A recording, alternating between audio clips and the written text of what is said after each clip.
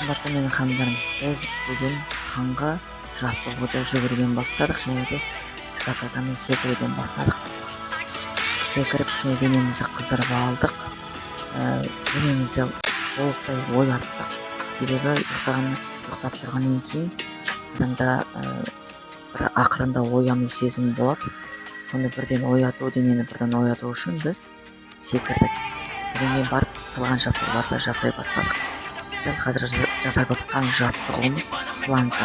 Ал планканың пайдасына келетін болсақ, ол қолыңызды арықтатып, бұлшықетін жинайды, және де беліңіздегі артық майды жағады. Беліңізде артық майыңыз болса, осы қимылды күніне 1 минуттан жасауды бастаңыз. Осы қимылдан кейін беліміз ауырды, сонан кейін денеміз созу қимылдарын жасап жатырмыз. Сізде біздің қимылымызды жасап сымбатты денеде болғыңыз келсе, менің онлайн-офлайн сабағыма қатыса аласыз. Проин сабағына қатысыңыз, және де плюс батырмасын қалдырыңыз. Тағы да маған тіркеліп кетуді ұмытпаңыз.